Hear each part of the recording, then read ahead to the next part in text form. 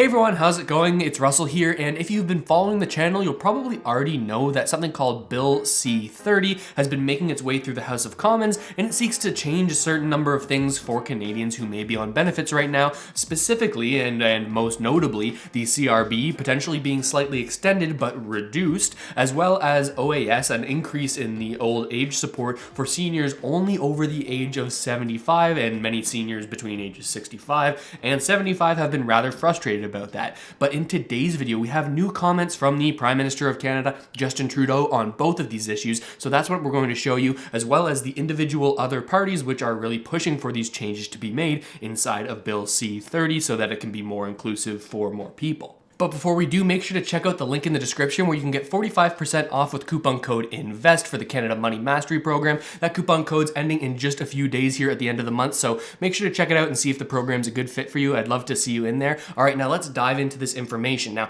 it all started when NDP leader Jagmeet Singh finally came out in a press conference sort of stating the position of the NDP when it comes to these CRB reductions that are planned inside of Bill C-30. Now, previously we had heard from the NDPs in various committee meetings and debates, but never from their leader. So this sort of marks a step in terms of the NDP actually going forward with their support of actually keeping the CRB at the current rate for the remaining months of the program rather than lowering it. Let me show you exactly what Jagmeet said just yesterday. Despite the fact that there are still millions of Canadians that cannot go back to work, their sectors are still shut down. There are over 2 million Canadians that are still, or almost 2 million Canadians that are still using the CRB. The Liberal government is going to cut the help that these families receive by $800 a month for July and August. That is absurd. And what should happen is people should continue to receive help until we are fully reopened and people can go back to work and go back to their sectors. The fact that Justin Trudeau is cutting help to these people who are amongst the most desperate, the people who cannot go back to work, whose sectors continue to be closed, and we know there's many sectors that are still shut down. That's nearly 2 million Canadians that are going to be infected by the Liberals' decision to cut help to these people by $800 a month. And so we are fighting to stop that cut, as we have throughout the pandemic, fighting to keep help going for people that need it. And we're going to continue to use the tools we have to fight for that.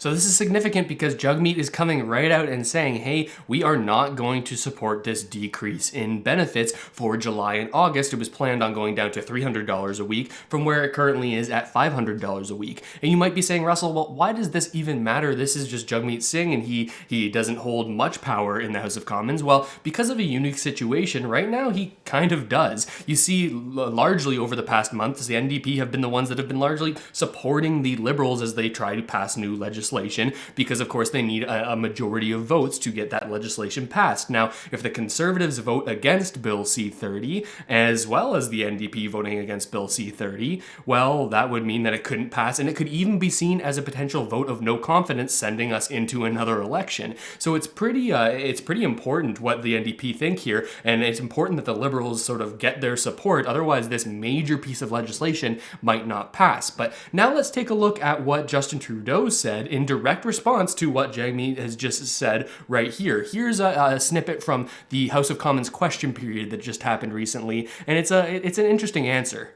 Will the Prime Minister commit today to reversing this decision to cut help to families who are still in need of support? The Right Honourable Prime Minister. Mr. Speaker, from the beginning of this pandemic, we made a straightforward promise to Canadians that we would be there to have their backs, whatever it took, for as long as it took, and that will absolutely continue. Our income supports have helped buffer the worst economic impacts and help Canadians put food on the table. To get Canadians through the pandemic, Budget 2021 proposes to extend the Canada Recovery Benefit up to 50 weeks and the Canada Recovery Caregiving Benefit up to 42 weeks. But at the same time, we are helping Canadians get back into the labour market through the Canada Recovery Hiring Program and by creating almost 500,000 new jobs job and training opportunities. We will have Canadians' backs as we recover this economy. So essentially what Justin is saying here is, hey, we are extending these benefits, we're making them potentially last longer, but he is saying, yeah, we are planning on reducing it, and it seems like he's not really providing much give here to Jagmeet Singh when he's trying to push for this benefit to be remaining at the amount it currently is. Now, his sort of point here is that, hey, we're extending it, we're lowering it, but we're also providing all of these new jobs. We recently heard of the Canada Recovery Hiring Program. You can check out the video, there's a link in the description where I go over that a little bit, but he's saying, hey, by pairing the new jobs with the lower benefits, well, we're still supporting Canadians because we're getting them jobs. They won't need to be on this program anymore. This is essentially the position of the Liberals, and we're going to have to wait and find out to see if Jagmeet and the NDP can push hard enough to make this change actually happen. Now, as you know on the channel here, I like to try to stay right down the middle, so you're welcome here whether you think that these programs should be wound down at this time, or whether you think they should last a little bit longer, be wound down, or heck, if you're somebody who's in support of UBI and wants these payments to be continuing forever into the future. I'm just trying to bring you the information so that you can make up your mind on all of these issues. Now, there is another thing included in here about old age security. You'll know there's been tons of drama since the budget was released because there's a lot more support being provided for older seniors, 75 plus, than the ones that are 65 to 75. Now, many critics are saying, why are you creating two different subclasses of seniors, some who are worthy of getting support and some who are not? And that was actually brought up in the exact same question period, and Justin Trudeau has a little bit of an answer here. Financial insecurity does not discriminate between people based on their age. Mr. Speaker, all seniors deserve an increase in their pension starting at age 65. Will the Prime Minister correct this now that he sees they're creating two classes of seniors and it's not working? The Right Honourable Prime Minister, Mr. Speaker, we've always been there for seniors and we're going to continue to be so.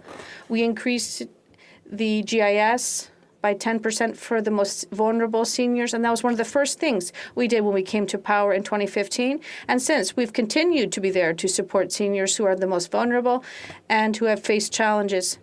And that is why we recognize that as seniors get older, they face greater costs. So we're going to increase by 10% the old age pension for seniors 75 years of age and over. The Honourable Member for Shefford.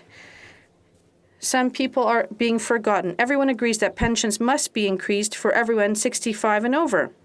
The FADOC, the Canadian Association of Retirees, and the National Association of Federal Retirees are calling for this today. All parties in this House are demanding it. Everyone agrees except the Liberal Party. The Prime Minister is isolated. He is the only one insisting on creating two classes of seniors. People who built Quebec and Canada deserve to be properly supported. When will the Prime Minister finally listen to reason, join the consensus, and increase pensions for all seniors? The Right Honourable Prime Minister. Mr. Speaker, we've been there for seniors and we will continue to be so. We recognize that there are many seniors who are concerned about their pension and their savings. People are living longer now, which is a very good thing, but we recognize that from 75 years and over, there are additional costs, and that is why increasing OAS for those who are 75 years and over is a good thing. We're going to continue to support them and to invest to help seniors with housing and health insurance and to support them throughout their senior years. So we have this Bloc Québécois member of parliament pushing Justin Trudeau pretty hard on this issue, saying, hey, why aren't you expanding this? Everybody wants you to expand this to 65 and up instead of the 75 and up. Trudeau responds in a couple different ways. He says, first, when we were elected and we first came into power, well, we made some beneficial changes for seniors, and he says we're continuing to do that, increasing OAS for people over 75 plus, as well as a one-time $500 payment, I believe, in August. So it seems like he's not, again, been sort of buckling under this pressure from the Bloc Québécois to make these changes. But again, we're going to have to keep our eyes open on this because this bill is still in the committee. It still needs to be debated in the House of Commons a couple more times to make it all the way through. It's going to be interesting to see which parties end up supporting it or what changes and amendments are made to allow those parties to support it, to see if the Liberals can actually get this passed. And again, like I said, if there's multiple parties who are frustrated enough with this bill that they're not willing to vote it through, well, that could be seen as a potential vote of no confidence. And if the Liberals so choose, they could use that to trigger an election. So that's another thing we could see coming up here, potentially delaying all of this if an election begins and we're not able to actually finish up this session of Parliament and get these bills passed. And it makes me curious about what you think on both of these issues, right? Do you think that these benefits should be slowly wound down? What do you think about this old age security 65 plus versus 75 plus? There are so many question marks here. What do you think about the economic impact of it all? Do you think that we're creating and spending too much money as a country? No matter what your opinion is, I want to hear it down there in the comments. I read every single one and I try to reply to as many as I possibly can. And hey, while you're down there, check out that coupon code, 45% off. It's coupon code INVEST at checkout for the Canada Money Mastery Program. I'd love to see you in there. We're adding new content to that all the time. So just check out the link and see if it's a good fit for you. And if it is, I'll see you in there. But with all of that said, thank you so much for watching, everybody. I really hope this video helped you out at least a little bit, and I'll see you next time.